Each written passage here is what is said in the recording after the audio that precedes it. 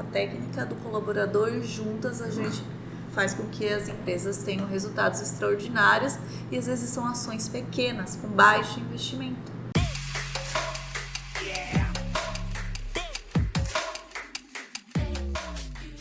Fala galera, chegamos a mais um episódio do podcast de Pouco em Pouco, um podcast voltado ao empreendedorismo, mas não pela ótica e pelo glamour depois que tudo deu certo. Aqui a gente quer contar a história, a trajetória que fizeram um sonho se tornar realidade. Estou eu, Emerson, aqui representando a Bússola Consultoria e Gestão Empresarial, e o Luiz. A Love Burger e o El Nacho também. E hoje a gente tem o prazer de receber Dani Moraes, especialista em gente em gestão. Dani, muito obrigado por ter aceito o nosso convite, prazer receber você aqui. E para quem não conhece, quem é a Dani? Eu atuo há bastante tempo na área de educação e de RH, mas amo pessoas, então sempre com foco no desenvolvimento humano. Então quem é a Dani? A Dani é a pessoa apaixonada por pessoas que quer transformar vidas e negócios, onde eu utilizo, o people centric, que quer colocar a pessoa no centro de tudo e começa com um funcionário. Então você pode educar, você pode fazer processo, você pode inovar, mas se você não envolver o colaborador e as pessoas, primeiro internamente e depois para alcançar o cliente externo, não tem como ter resultado satisfatório. E falando um pouco da Dani pessoa... Dani CPF, vamos lá, Dani CPF. Eu sou mãe, sou casada, tenho 43 anos e empreendo há muito tempo. Gente, vou fazer só um detalhe dos bastidores aqui, né? Como vocês sabem, eu tenho uma filha pequena, 5 meses, eu estava conversando com ela e falei, nossa, Dani, que experiência. Eu falei assim, Emerson, só muda de preocupação e de prazer, porque agora o meu filho tem 14 anos e começou a namorar. Aí eu já imaginei a senhorita Liz. Filha, quando você tiver 14 anos. Não, eu falei que a minha filha, depois dos 35, ela pode começar a pensar. Depois dos 35. Se o Pedro ver esse vídeo, ele vai ficar bravo comigo. Pedro, já estamos sabendo de tudo, Pedro.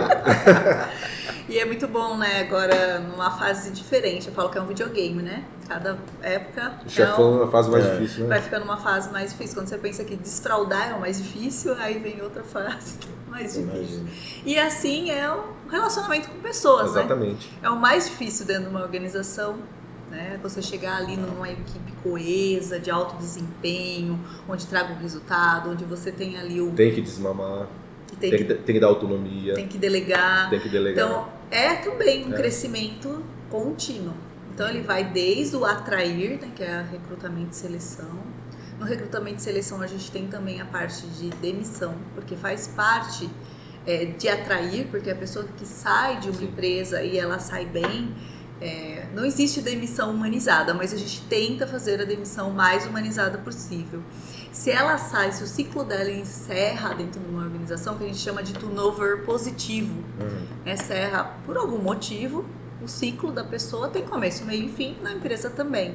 E fim também é começo, né? Começo para a empresa e começo para ela. Então ela vai ter boas recordações e vai poder publicar e continuar falando do seu negócio fora. Por isso que é atrair também. Como que é a tua carreira, Dani? Conta pra gente como que você começou, o que você estudou. Eu comecei na área de recursos humanos e gente, gestão há 20 anos. Meu Deus, agora eu já falei minha idade, não tem problema. Você falou minha idade. 27, 43. A Dani tem 27, ela começou com 7 anos, ela é uma pioneira. E eu comecei gerindo 300 pessoas. Foi um baita desafio. Belo começo, não? Numa empresa de saúde. Então eu cuidava de motoristas de ambulância, de médicos, de enfermeiros, de auxiliares de enfermagem, numa empresa enorme em São Paulo que não existe mais. E eu era gestora de relacionamento e contrato. Então eu era a terceira dentro desse cliente. O organograma dele. Ele terceirizou a mão de obra, Tá. essa especificamente.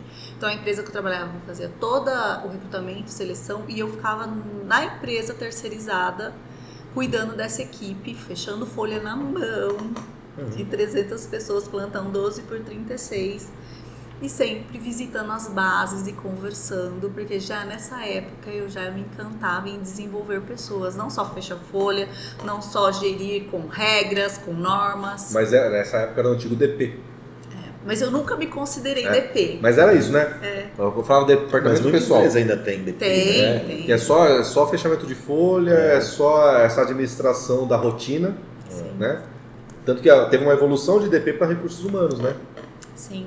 E quando eu assumi essa empresa, né, essa vaga, dentro da empresa que eu fiquei 6 anos, né, na empresa que terceirizava a mão de obra, eu só poderia assumir se quem estivesse estudando, fazendo faculdade ou já tinha um nível superior. Nessa época eu fui correndo, né, me inscrevi ali no curso de 2 anos, um tecnólogo de comunicação empresarial. Eu não pensei em RH naquele momento.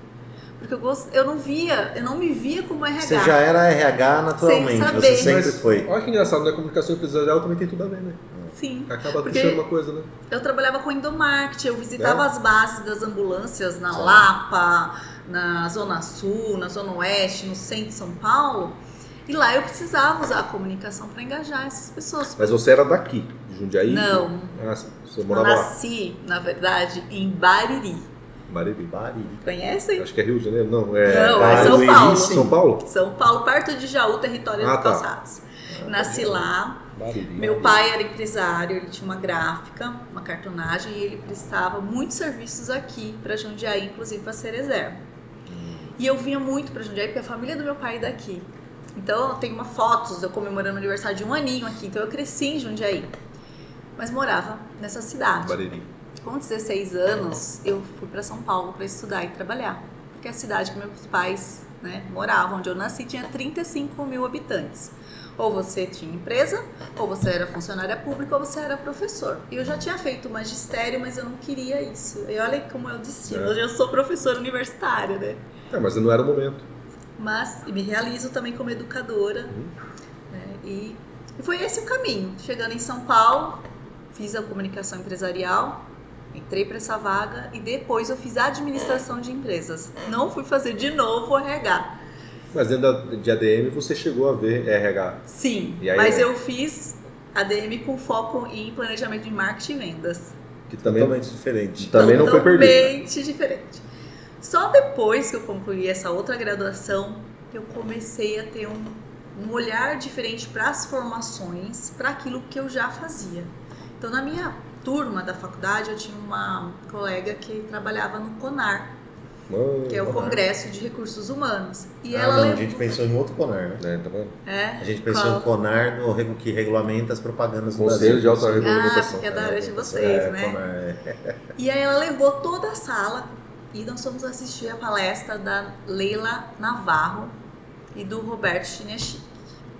Hoje eles estão bem, sim, sumidos da mídia. Eu vi uma outra divulgação, mas era referência na época. Ele ainda é, porque esses dias o Instagram começou a me entregar umas publicidades dele patrocinadas. E ele foi, acho que, um dos pioneiros nessa questão de grandes palestras, grandes treinamentos. Pode ser né? que ele não acompanhou o digital, né? E agora começou... Porque eu lembro que teve uma época que era o Chinachique e o Lair Ribeiro. Lair Ribeiro. Né? Que eram os expoentes da época. E era assim, eu fiquei encantada quando eles começaram a falar da gestão de pessoas. Então não era RH e não era DP, gestão de pessoas. Eu falei, não, eu estou na especialização no curso errado, mas eu vou terminar, que eu não gosto de começar nada e largar. Eu falei, eu vou terminar e aí eu vou buscar algo, me especializar na área de pessoas. Nem era RH, nem em DP, por isso que eu falo que eu sou especialista em gente e gestão. Mas sabe que teve uma terceira evolução do RH, né? Porque era DP, depois o pessoal começou a falar sobre RH e depois começou a falar sobre DHO, Sim. que era desenvolvimento humano e organizacional, justamente porque esse olhar, né? De a pessoa não é um número, né? Sim. E aí eu fiz especializações na GV, na área de gestão das competências, fiz coaching, e aí fui fazendo outras formações, fiz na FAAP, como usar contos e fábulas no desenvolvimento de pessoas. Storytelling. Então, isso, a gente tem, por exemplo, livros de criança como o Patinho Feio, que você consegue transformar ele num treinamento empresarial. Legal. De uma forma lúdica, onde a pessoa se enxerga. Então, tem várias formas de você trabalhar. E foi aí que eu comecei a me encantar com treinamento e desenvolvimento. Comecei a pensar, por que eu, ao invés de trabalhar para as pessoas, não trabalho para mim? E começou isso, sabe? Quando começa uma Aquela- vozinha, assim. Alguma coisa cutucando, é um espetinho Sei, aqui, ó. sei como é. Alguma coisa. E nesse período eu conheci meu marido na área da saúde, ele é, né, até hoje de tecnologia, a gente foi morar junto e tal, e eu continuei esse caminho, só que eu resolvi abrir meu CNPJ e trabalhar como consultora interna de RH. Que as empresas tinham DP terceirizado, tinham pessoas lá para conferir a folha, mas não tinha alguém para desenvolver os treinamentos, quando tinha ISO, quando tinha a parte de descrição de cargos e salários, avaliação de desempenho, CIPAT. Então eu entrei para dar esse apoio ao DP e automaticamente formando uma pessoa para ficar quando eu saísse. Porque eu queria ter essa mobilidade de horário, de agenda. Nisso o Pedro nasceu. Para mim foi muito importante, porque eu trabalhava de segunda a quinta, meio período. Atendi os clientes e tinha legal. tempo para cuidar do meu filho, que era pequeno. Então foi muito bom essa fase. E aí desse meio tempo as aulas começaram a vir tudo pro interior. Comecei a dar aula em Campinas, aqui em Jundiaí, no Anchieta. Foi quando eu e meu marido falamos, não vamos mais morar em São Paulo. Porque eu morava em Guarulhos, trabalhava na Zona Sul, viajava 3 horas para ir, 3 horas para voltar. Meu meio período já se tornava quase o período todo. Quase o período todo. E a gente vinha muito de fim de semana dar aula aqui.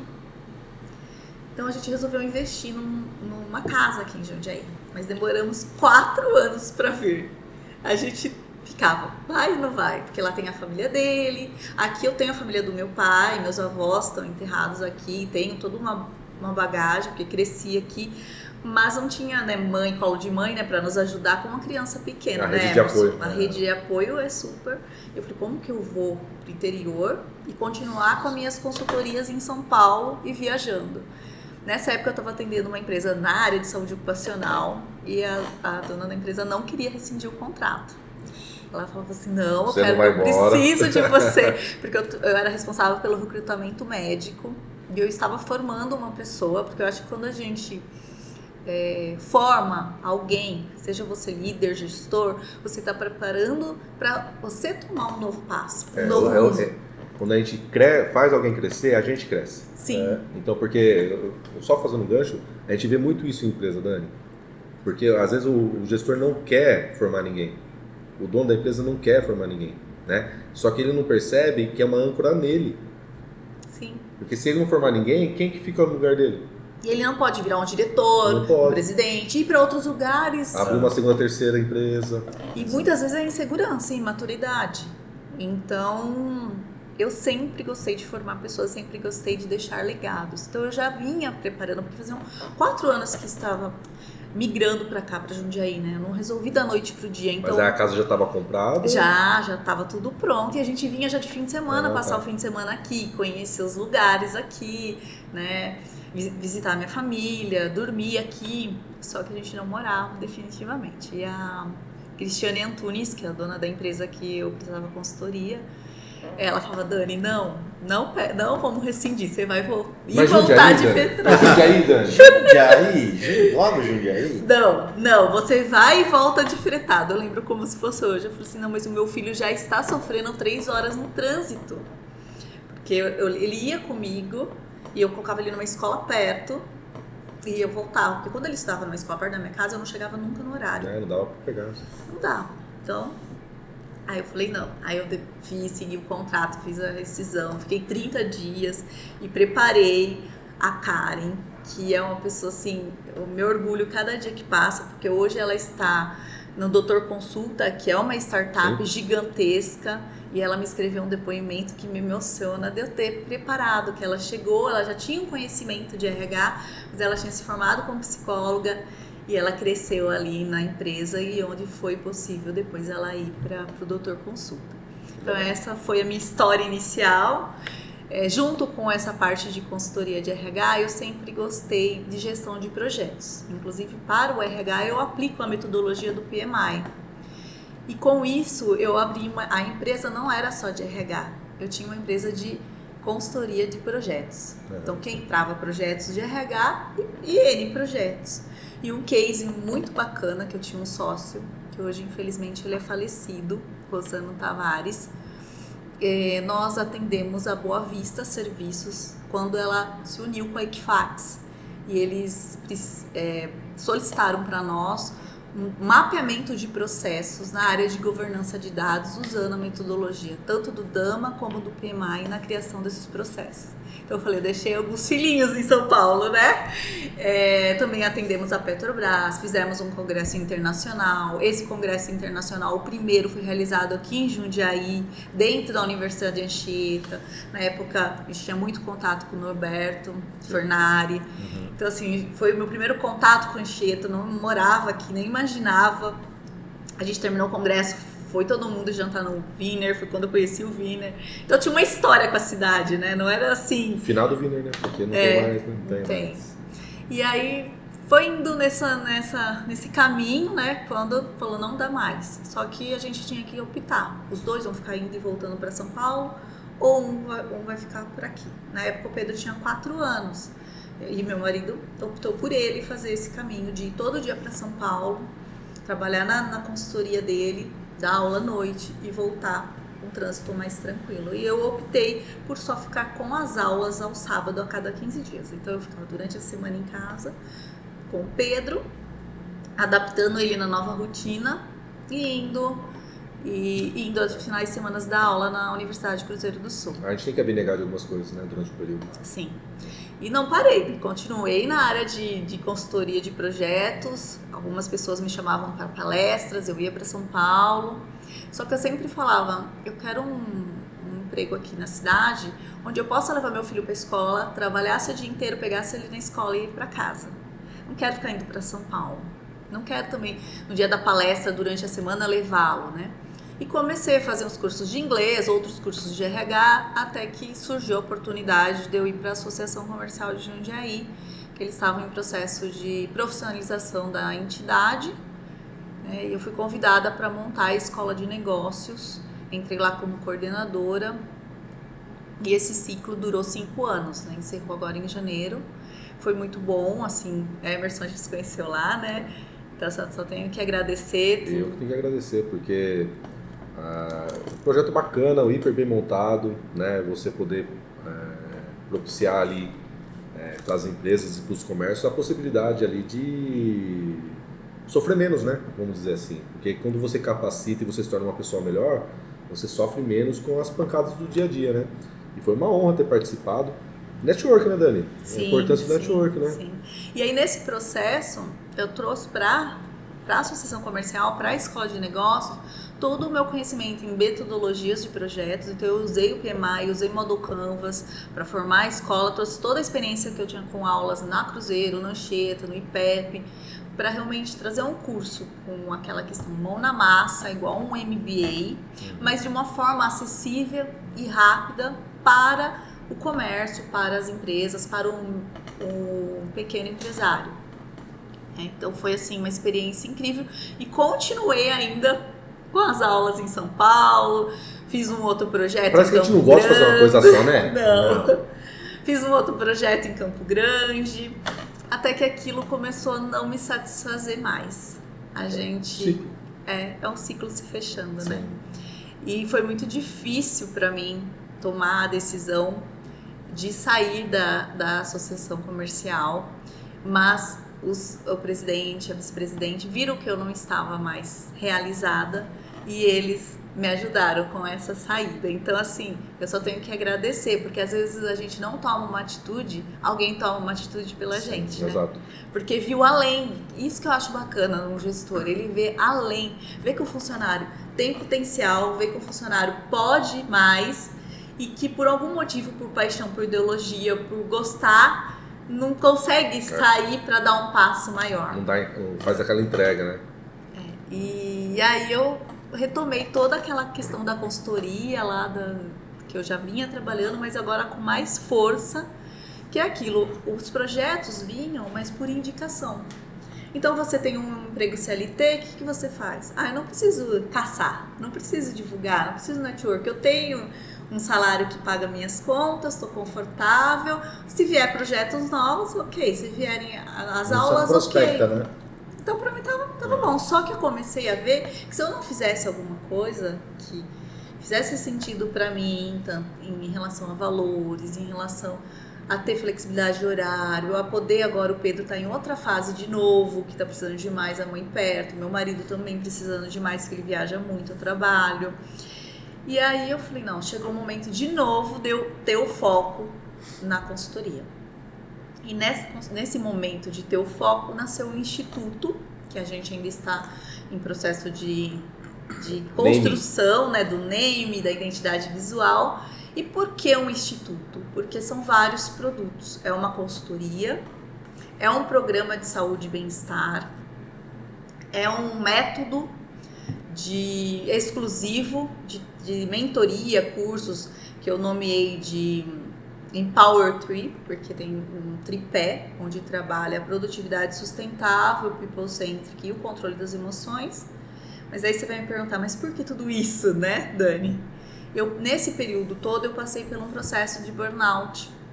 É quando a gente não controla as suas emoções e não se conhece, não tem autoconsciência, autoconhecimento, você acaba extrapolando os seus limites e negligenciando a sua saúde. E aí eu falei, não, é com isso que eu quero trabalhar, eu quero levar a felicidade no trabalho, a segurança psicológica, o bem-estar. Hoje é a Heineken que tem a diretoria da felicidade corporativa, vocês sabiam? Não. É por isso que eu bebo Heineken. Que legal. Eles lançaram agora, em maio desse ano. Aliás, Heineken é referência para muita coisa, cara. Não é só para marketing. Eles são disruptivos, né? Sim. Então, existe agora todo um programa para você fazer realmente essa jornada do colaborador ser melhor, ser uma experiência possível, ser uma experiência que ele também leve para o cliente, porque até então eu falava da específica. Mas você encontra muita objeção por parte do gestor, por parte da empresa, você conversando com o mercado, essa questão da pessoa no centro, a questão desse olhar diferente para ela, ainda você encontra muita gente com aquela visão mais quadrada? Sim, infelizmente sim. As empresas que já estão indo para esse lado, nós tivemos agora o RH Talks e o Conar, recentemente. Tiveram cases de sucesso de empresas que achavam, aqui não vai dar certo, aqui a cultura não é essa, aqui nós somos tradicionais e tal, e que resolveram implantar e há 4 anos estão colhendo já falava que não dava certo há 4 anos, hoje já colhem os resultados. Isso que eu ia te perguntar, Dani, na verdade, essa coisa de cultura de marca está bem recente agora, né? Na verdade, já é antigo, mas acho que está ficando mais um pouco popular. Né? Eu aqui na Loft estou tentando colocar minha cultura de marca, não tenho hoje verba para contratar uma empresa especializada, mas eu estudando isso e aplicando o pouco que eu aplico aqui, eu já senti uma enorme diferença. Porque a cultura de marca é você fazer com que os funcionários, as pessoas colaboradores, elas comprem a tua ideia. Porque o empreendedor, né? Tudo bem, chegar num ritmo da Heineken é outra história, né? Puta, imagina quanto tu compra para o colaborador. Mas aqui, você fala que a gente também consegue aplicar isso em pequenas empresas, né? Sim. A gente tem hoje aqui 6 pessoas que trabalham, né? Os finais de semana, tem um pouquinho mais. Mas assim, é de você vender a sua história para a pessoa e fazer com que ela compre. Eu acho que essa parte da cultura de marca para a gente hoje aqui, ainda para os pequenos empresários, ainda é muito low profile, vamos dizer assim, é muito baixo ainda. Mas o que você enxerga essa parte de como aplicar nessas pequenas empresas? Você também atende esse tipo? Sim, atendo todo tipo de empresa. Nas empresas menores, não dá pra gente montar um programa, tem a questão do investimento, não dá para colocar, por exemplo, professores de yoga, psicólogo, nutricionista, mas dá pra gente fazer mentorias onde desperte a consciência do empresário e depois com a equipe da importância desse olhar. Sim. Então é o olhar do empresário para a equipe, mas também da equipe com os seus pares, né, que é a colaboração. Hoje as empresas precisam ter essa visão da colaboração na funcionária. Tem a descrição do cargo? Tem, mas eu não estou fechadinho no meu quadrado, eu tenho que ter uma visão do todo, né, da empresa, né, saber Sabe que é legal que a Dani está falando? Porque é de cima para baixo, né, Dani?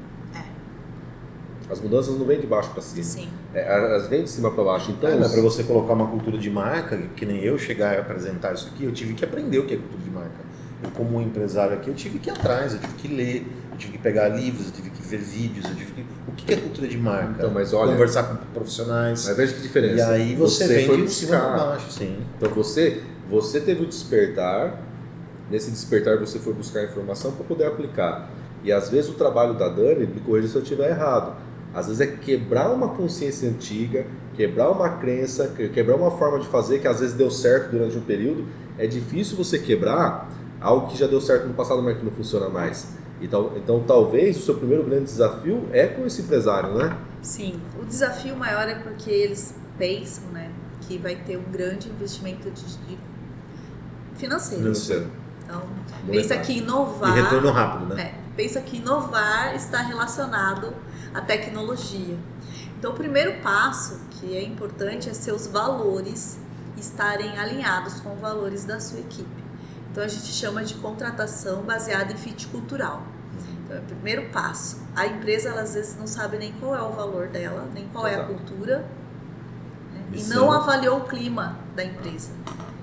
Então, não é só olhar o dinheiro no caixa de que está entrando, minha empresa está bem, porque ela está bem agora, tem uma pandemia, tem qualquer coisa, o funcionário começa a pedir demissão, outro, como que você... Variação econômica.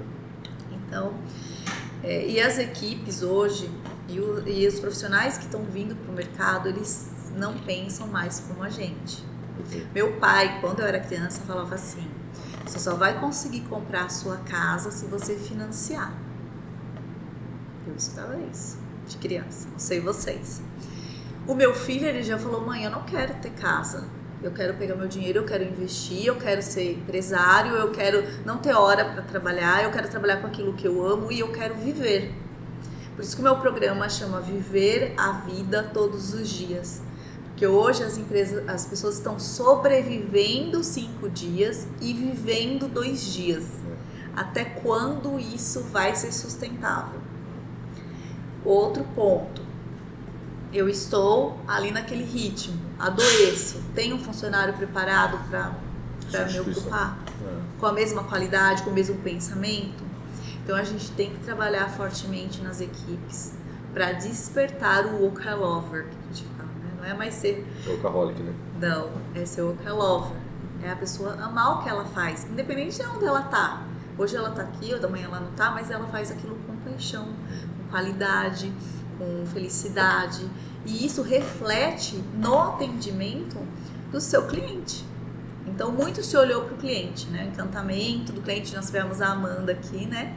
E eu com ela, nós estamos programando uma live para falar do encantamento duplo. Amanda, que fez a gente abraçar o Mickey. Amanda, um beijo. Amanda. E nós estamos programando uma live para falar justamente desse encantamento do cliente e do colaborador. Exatamente.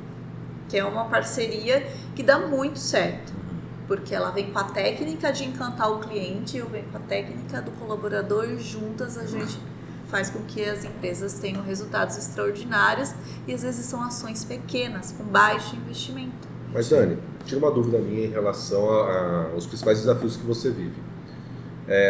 Quando a gente chega numa empresa para aplicar qualquer tipo de trabalho, de mudança, a gente pega um público muito heterogêneo. Porque você vai ter ali o adolescente / jovem que vem dessa geração que você está falando, né? Onde eu não quero mais ter, eu quero ser, né? Então eu não quero ter uma casa, eu posso morar um mês aqui, um mês ali. É o nômade digital, né, que eles falam. Tá muito em alta, né? E crescendo cada vez mais a pessoa não ter o carro, ela ter o aluguel do carro, então ela aluga o carro e ano que vem eu tô com outro e tudo bem. E você pega também uma geração, que é a geração da nossa geração aqui, né?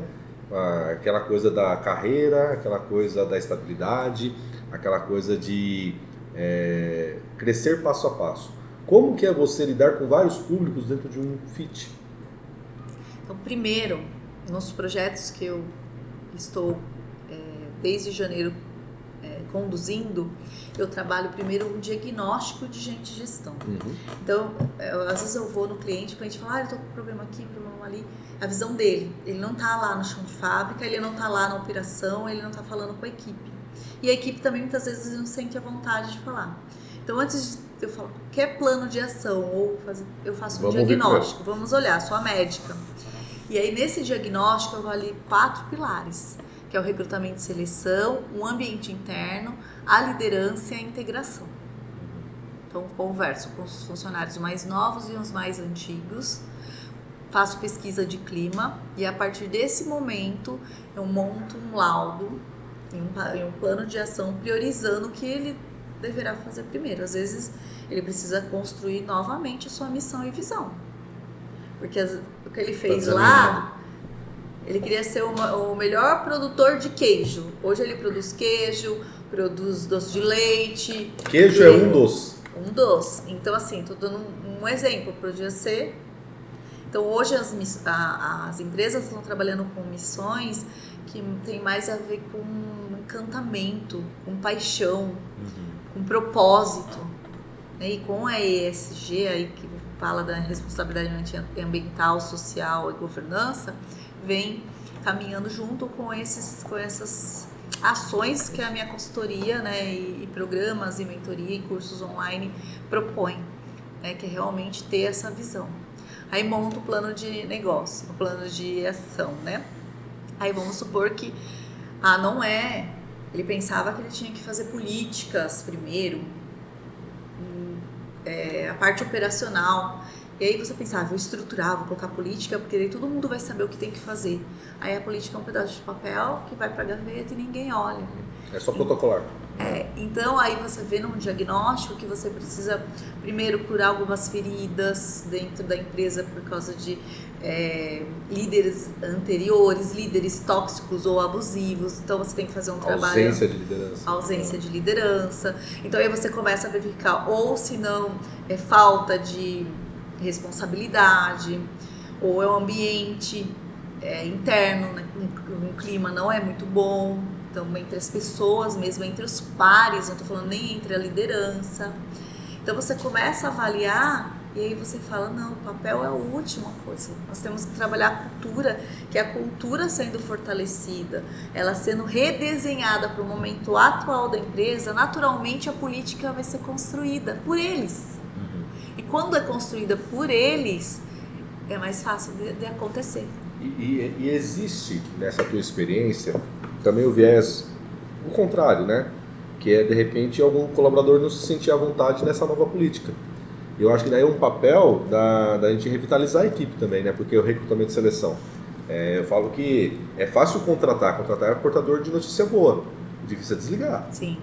Né? Então, mas acho que na aplicação de uma política nova, de uma cultura nova, acho que um dos passos é você entender se está todo mundo alinhado. Porque se não tiver... Não, mas eu acho que tem, assim, criamos um novo fit, né? Então temos uma nova missão, visão e valores, tem uma nova forma de conduzir e tem um perfil ideal para as funções.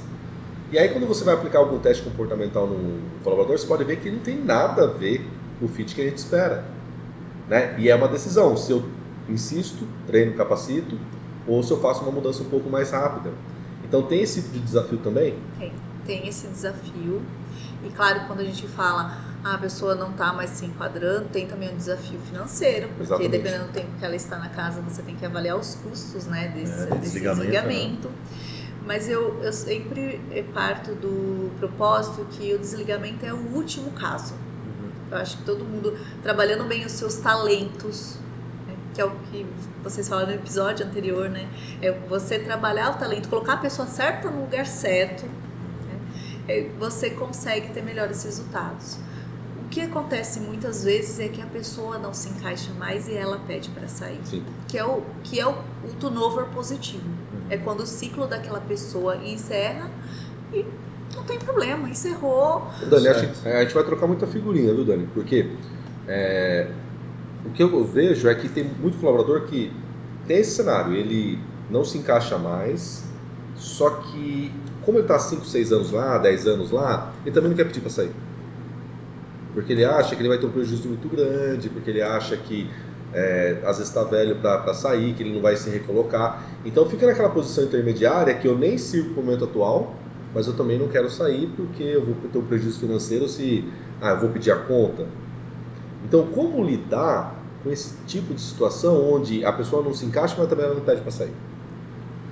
né? Tem que fazer uma tomada de decisão junto com a diretoria, se tiver empresa, se for uma empresa Será maior, que dá com o treinamento? gestor. Isso. Às vezes o treinamento resolve para adequar um novo momento. O que eu costumo trabalhar quando tem uma mudança drástica na empresa, mudança de diretoria, de cultura, de valores, é trabalhar primeiro a metodologia de gestão de mudanças. Sim. Porque mudar é dolorido. Demais. Sair da zona de conforto é dolorido. Independente da sua idade, do seu tempo de empresa, não é fácil. Às vezes é um sistema, às vezes é o medo de perder e não ter mais como se recolocar. Então, o primeiro passo é a gestão da mudança. Vamos trabalhar a gestão da mudança.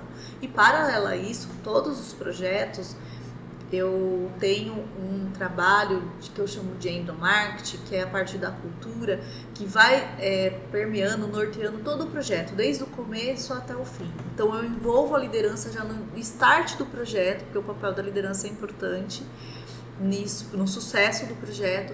E aí eu vou trabalhando durante o tempo todo com essa liderança, cada ponto, para que ela possa se desenvolver e automaticamente desenvolver a equipe. Mas eu passei por uma situação, porque assim, a empresa ela tem que estar muito engajada, né? Eu lembro que eu trabalhei numa empresa, eu trabalhei em Barueri, logicamente não vou falar o nome da empresa, mas assim, o CEO da empresa, né? Eu trabalhava na área de marketing, era uma empresa que exportava, era uma empresa grande, indústria mesmo, né? Plásticos. E aí ele teve a brilhante ideia porque ele viu que o Google, né, na época estava fazendo os locais de trabalhos prazerosos, um salão de jogos, videogame, né, e coisa para você poder melhores comer, empresas para se trabalhar. Melhores empresas para se trabalhar, e ele teve a brilhante ideia, mas sem um acompanhamento. Eu lembro que tinha um RH lá, né, eu lembro da pessoa que trabalhava lá, Silvia, posso falar o nome dela, mas assim, ela era eu tô pegando as informações aqui, ó, juntando as peças. Não, mas foi difícil. Mas assim, ela era uma pessoa maravilhosa, ela tinha toda essa coisa, igual você tem de pessoas, ela era muito bacana mesmo, assim. E o CEO quis colocar essa sala e não tinha uma viva alma que entrava ali, porque a tradição da empresa era que esse mesmo CEO passava para ver o que você estava fazendo.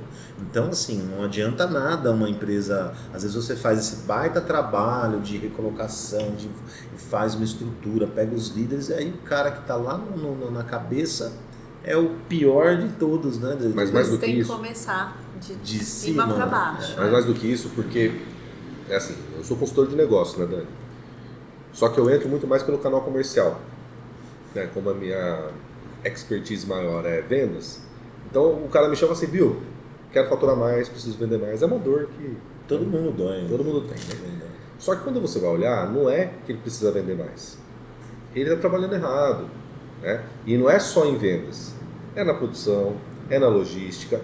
E o que eu mais encontro é líder que não é líder. Por quê? Muitas vezes... as pessoas vão subindo não pelo mérito da competência de liderança. Elas só, está muito tempo na casa, vamos dar uma oportunidade? Sobe. E não treina. Não treina. E essa pessoa, não é só a questão técnica, porque o técnico ela sabe operar uma máquina, ela sabe conduzir ali uma linha de produção. Só que você tem que tomar decisão. A pessoa não gosta de tomar decisão. Você tem que ser resiliente, a pessoa não é resiliente. Você tem que, de repente, saber conduzir pessoas. E ele não sabe. Tem líder que não gosta de gente. Tá cheio. Tá cheio. Então, assim, é um desafio também para você, quando a gente fala de lideranças. Sim. Né? Porque você pegou o CEO, convenceu. A parte de baixo aqui, que são os colaboradores, eles vão ter um sistema que eles vão se sentir melhor. Mas e essas lideranças que são os entrepontos? A liderança tem dois aspectos principais, além de gostar de pessoas.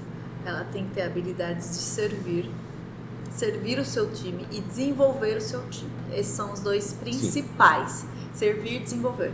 Claro, o conhecimento técnico do negócio é importante para poder, na hora de servir, isso é uma referência. Mostrar, fazer e desenvolver também. Mas as pessoas, elas não querem, elas querem comandar, elas querem mandar e elas têm insegurança e maturidade para isso. É o líder capataz. E é isso. Ou a liderança tóxica, né? Onde está tendo-se estudos, até a Organização Mundial de Saúde, falando que os líderes precisam ser treinados na parte de gestão humanizada. Então tem esse lado também.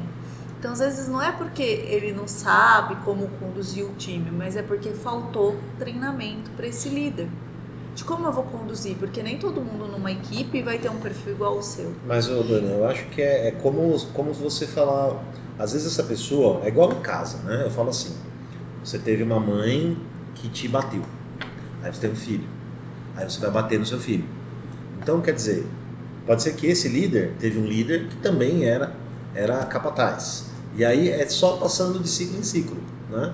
Então, em que momento que tem que cortar essa Como que demonstra que tem outra referência, né? E fala assim, vem cá, como você conserta isso na pessoa? Primeiro, Quando você pega uma pessoa você pega uma pessoa para treinar com 40 anos, só tomou porrada a vida inteira de líderes, como você transforma essa pessoa? Primeiro, a pessoa tem que gostar de estudar. Eu falo assim, não só o dono da empresa, mas os funcionários, porque quando você estuda, você vai buscar o seu autodesenvolvimento.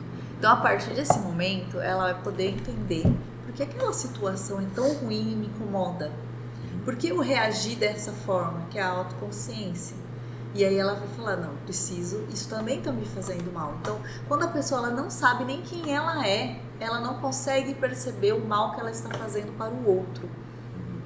Então, às vezes você fala, é assédio moral na empresa, porque o líder é culpado. Existe assédio moral de cima para baixo, de baixo para cima. Não é só a liderança que faz, e entre os pares.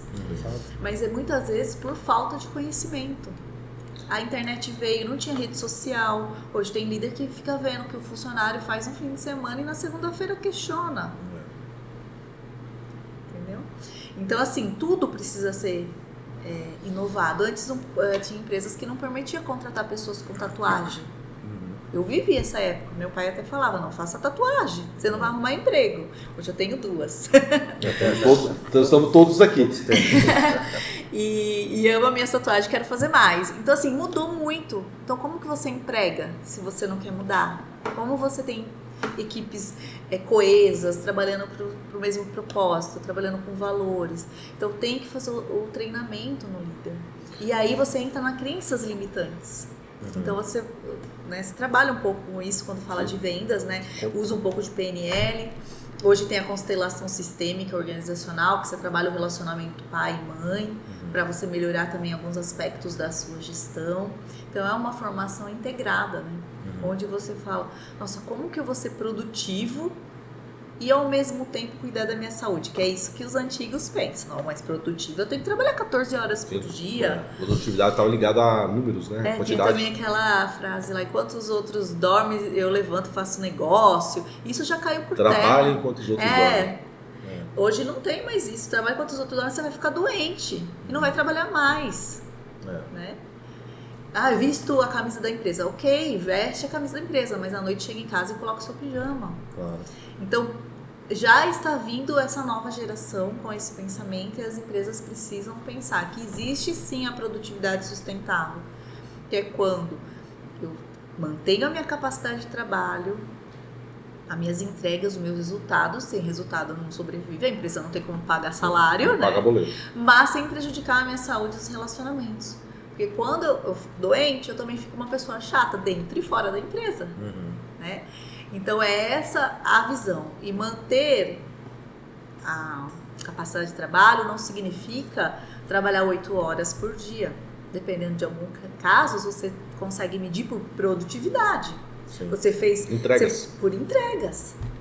Né? E aí você vai vendo novas relações de trabalho. Nós tivemos uma consultoria na outra empresa, na Dart, que é uma empresa do meu marido, que eu também sou sócia, que o nosso cliente era no Japão. Era uma startup no Japão. Foi um aluno nosso que indicou. E ele é brasileiro, mas com descendência japonesa, trabalhava numa empresa lá. O Japão, na época, estava com verba para investir em startup, ele criou um projeto lá. E na pandemia, ele teve dificuldade, o pessoal teve dificuldade de entregar no prazo. Ele contratou um psicólogo para tratar a saúde mental desses funcionários. Esses funcionários estão espalhados na Lituânia, no Brasil, na Rússia, em N partes do mundo, trabalhando no home office. Então, ele trabalhava por entrega. E nós somos contratados para fazer a gestão de talentos dos profissionais de tecnologia. Como que eu alinho os valores dessa pessoa que está longe da empresa, porque muita gente ainda pensa que o valor cultura tem que estar ali todo dia junto. Como que eu alinho, né, pessoas que estão distantes em outros países, outras línguas, culturas diferentes, ao propósito da empresa, trabalhando sonhos e objetivos pessoais alinhados com a empresa. Então essas pequenas mudanças você vai fazendo. E aquela pessoa que não quer mudar, ela infelizmente vai ficar fora do mercado de trabalho. Vai ficar mesmo. Não vai ter espaço. Ô Dani, como que a gente lida hoje? Até é bom falar, porque tá na moda a gente falar de salário emocional. Né? Então a gente não mede mais, o colaborador não mede mais a permanência dele na empresa pensando só no salário físico, né, no monetário, nem no rol de benefícios. Porque existe essa questão de como eu me sinto.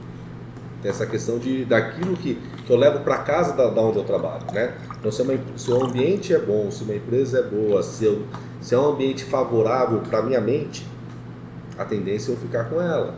Mesmo se vier uma proposta que é para ganhar X a mais.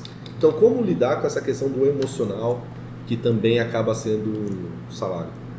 Então, nós trabalhamos a gestão de benefícios atrativos. O que é um benefício para um colaborador não é um benefício para outro colaborador. Tem colaborador que fala, dependendo da empresa e da função, você ganha um carro, né, para usar no seu trabalho. E a pessoa não gosta, ela gosta de trabalhar de bike. Ah, mas ele vai visitar o cliente de carro, aí é diferente. Mas ele gosta de todo dia de manhã trabalhar. Então, para ele não vai ser atrativo dentro do pacote do salário emocional. Para ele, às vezes, é importante ter flexibilidade para na hora do almoço buscar o filho na escola, deixar em casa, ter 1h30 ao invés de 1 hora de almoço. Às vezes entrar meia hora mais cedo. Sair meia hora mais tarde. Então, hoje fala muito de ser flexível, né? Do líder ser flexível, da empresa ser flexível de acordo com o tipo de negócio. Então, a gente tem que adequar. E quando você fala assim, eu mudei de emprego por causa de R$10, R$20 no salário, é porque ele não enxerga esses outros benefícios. Então, precisa ter essa comunicação interna. Olha, você sabe que aqui você tem flexibilidade de horário, você tem day off, você tem atendimento com nutricionista, você tem um programa de saúde e bem-estar, e assim... Mas, Dani, a maioria das empresas não são assim, né? Eu, pelo menos, eu tive uma vasta experiência de CLT antes de ter meu negócio. Dificilmente eu tive empresas assim, eu trabalhei em empresas multinacionais, mas, nossa, eram empresas tão fechadas. Você tem um número, mais ou menos, de quantos % das empresas hoje já tem essa mente mais aberta? Porque, nossa, eu lembro, precisava ir num médico, precisava fazer uma consulta, toda vez que você ia falar com o líder, era, sabe, aquela coisa mudou complicada. Mudou bastante o tema do CONAR do RH Talks desse ano. Foi só em cima dessa questão de gestão de benefícios atrativos, educação financeira, segurança psicológica, parte jurídica, apoio, porque a pandemia ela veio para dar esse reset nas empresas. Então as empresas, startups já estão iniciando com esse modelo. Empresas que viram que se elas querem continuar a ter ações na bolsa, se elas não se enquadrarem ao ESG, elas não vão conseguir. Então assim, muitos estão fazendo por imposição, como aconteceu com a lei de cotas, com a lei da aprendizagem, como tem empresas que só atenderam a lei e tem empresas que fizeram realmente um programa de diversidade e inclusão. Então a gente vai ter sempre essas empresas. Então tudo depende muito também de quem está, né? A gente fala, não é quem está, né, lá como presidente e quem são os líderes. Então a mentalidade da liderança. Sim. Bancos estão mudando. Você vê o Inter, você vê o Nubank, creditas, benefícios. Então assim, a própria Heineken. Então são empresas grandes e você consegue ver isso também nas startups. Eu faço parte do Grape Valley, não sei se vocês conhecem. E nós temos o subgrupo, eu estou no grupo do ESG e a gente vê casos de empresas... A gente conversou com o Rodrigo no final de semana. Sim, né? o Rodrigo, isso. E a gente teve um encontro do Grape em Cabreúva sobre o ESG, então temos 2 empresas aqui multinacionais que estão em Jundiaí com programas voltados para essa questão da diversidade, inclusão, que estão se enquadrando no ESG, que lá fora, como elas são multinacionais, lá fora já é lei, ter o ESG, assim como o LGPD, então vem algumas coisas para normalizar. E claro que uma hora vai chegar no pequeno. Mas eu tenho nem nem como fazer isso. Existem formas de você fazer sem custo, adequando a sua realidade. Né? Por exemplo, eu não tenho custo de dar umas boas-vindas, uma caneta personalizada para cada funcionário que entra, uma camiseta, eu não tenho como. Mas eu tenho como ir lá no computador, montar um cartão, entregar para ele de boas-vindas, fazer uma integração, mostrar os benefícios, dar às vezes uma folga no dia do aniversário para que ele possa passar com a família. Então, existem formas que é possível. A primeira forma é a consciência, né? Sim. Então a primeira forma é, ainda que eu seja pequeno, mas eu ter comprado a ideia de que seria legal fazer. Né? Porque daí quando você compra a ideia, as ideias surgem. Né? Então você vai começar a enxergar formas de fazer, formas de se adequar. E aí, né, é engraçado, né, como que é a situação, é no amor ou na dor, né? Então, a Dani me falando, me parece que algumas empresas já compraram pelo amor, falam assim, pô, isso aqui é bacana fazer, funcionário que está mais feliz, ele rende mais, é mais produtivo e é bom para o negócio. E tem gente que percebeu que se ele não fizer, ele está fora. Então ele vai comprar pela dor. E talvez a médio e longo prazo se transforme em amor, né? Sim. Tomara que isso se transforme. Ô Dani, projetos futuros. Né? Então agora você está implantando aí essa tua nova jornada, você está aí conduzindo o Instituto para esse caminho. O que você pensa para ele a médio e longo prazo? Eu quero transformar alguns produtos em produtos digitais. Que legal. Então eu estou criando uma esteira de produtos. Então já tem um produto que ele é gratuito, que é o Confradelas, que é um grupo aí para ajudar na educação empreendedora de mulheres que estão iniciando. Legal. Depois teremos alguns outros produtos que vai formar essa esteira, desde sim, produtos para todo mundo, produtos para quem quer um diferencial e o Premium, que é o VIP. Então essa esteira está sendo criada. Digital. Tudo digital. Claro que tem algumas ações que precisam do presencial, mas é importante a gente utilizar a internet no nosso negócio. Quem empreende hoje tem que estar antenado a isso. Eu fiz uma pós agora em marketing digital. Eu faço RH e faço digital. Faço gestão de pessoas, faço digital. Porque a gente tem que ter essas competências, porque eu já contratei errado na área digital. Eu acho importante a gente ter para poder cobrar. Conhecimento, né? Assim como a gente vai contratar qualquer outro trabalho. Eu lembro quando eu fiz faculdade, né, e a gente tinha que saber fazer a fórmula do valor presente e valor futuro à mão na administração. Depois de um tempão ali, né, ralando, que a professora falou, agora compra HP que você vai ver como que faz. E ela falou, e a gente, mas por que você fez isso? Porque você tem que saber, você tem que saber, você tem que conhecer, você tem que saber a lei. Sim. Como você vai cobrar do seu colaborador? Então essa questão do autoconhecimento, se o dono da empresa tem essa consciência, já é um grande passo para poder melhorar. A gente não está falando mais em reter talentos, já mudou. Porque quando você fala em reter, é porque você está querendo segurar algo que não quer mais ficar. Sim. Então a gente está trabalhando em engajamento. Como eu posso engajar esse funcionário para que eu não tenha que trabalhar a retenção? É um processo antes. É um passo antes. Ô Dani, 55 minutos de conversa. Nossa. Que bacana, né? O tempo passa aqui nessa mesa. Muito bacana tudo que você contou. E a gente sempre pede para o nosso amigo empresário, né, que está aqui nessa mesa, para ele deixar uma mensagem para quem está pensando em empreender, para quem lá atrás teve um sonho e ainda não colocou em prática, ou para quem é aquele que está na dúvida, né? Assim como você ficou 4 anos para vir de São Paulo para Jundiaí, está naquele momento de decisão. Conta pra gente, dá uma dica, por que empreender é bom, por que você aconselha uma pessoa a de repente deixar o CLT ou mesmo ficando no CLT a empreender? Primeiro, empreender tem um fator social muito importante, onde você emprega pessoas, Exato. Onde você ajuda a economia local, que eu falo que é o transbordar, né? Que a gente tem o conhecimento e você transborda através do seu trabalho, da sua aula, da sua consultoria. Então esse é o primeiro passo. Você tem a possibilidade, através da sua força como empresário, de ajudar a mudar esse mundo, né? Que precisam de pessoas fortes. E para quem está no CLT e tem desejo de empreender, o CLT não é segurança.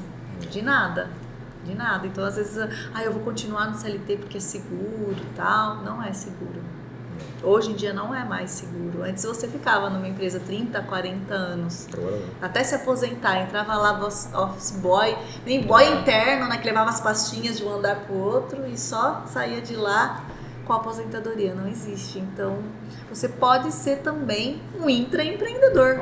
Sim. O Geraldo Rufino fala, não existe coisa melhor do que empreender no CNPJ dos outros. Então, você Sem pode ser risco, um né? parceiro Sem risco financeiro, né? do seu empregador e ser um intraempreendedor. Você tem lá o mosquitinho, o zumbidinho, uma conversinha de que quero ser empreendedor, mas ainda não se enxerga. Então, intraempreende no local do seu trabalho. Até mesmo porque esse teste pode ser útil para você sentir uma força maior para empreender fora, né? E eu acho também importante um recado, que é a questão da cultura da inovação. Hoje as empresas precisam ter a cultura da inovação, que é inovar não é você ter dinheiro para colocar o melhor computador, a melhor tecnologia. Não, inovar é você fazer diferente algo que você já tem outro sem recurso. Isso que é inovar. Quando você tem um recurso, você vai lá e compra e coloca, né? Então, ter a cultura da inovação, ter confiança na sua equipe e lucratividade. Tem que ter o pensamento de lucratividade. Tem que ser bom. Empreender só é bom se dá resultado, se dá grana. E o que é legal, né? Inovar é muito mais uma questão de ausência de do que sobra de. Sim. Né? Quando te falta algo que você tem que pensar criativamente para de repente sair, né? Muito legal, Dani. Agradeço aí da presença, da participação. Prazer escutar a tua história, aprender um pouco mais com você em relação à gestão de pessoas, a pessoa como centro, né? Obrigado por participar. Luiz, Valeu, agradeço mais um episódio. E, gente, chegamos ao final de mais um episódio do podcast De Pouco em Pouco, um podcast voltado ao empreendedorismo, mas não só pela ótica e o glamour depois que tudo deu certo. Aqui a gente conta a história, a trajetória que fizeram um sonho se tornar realidade. Até o próximo episódio. Valeu.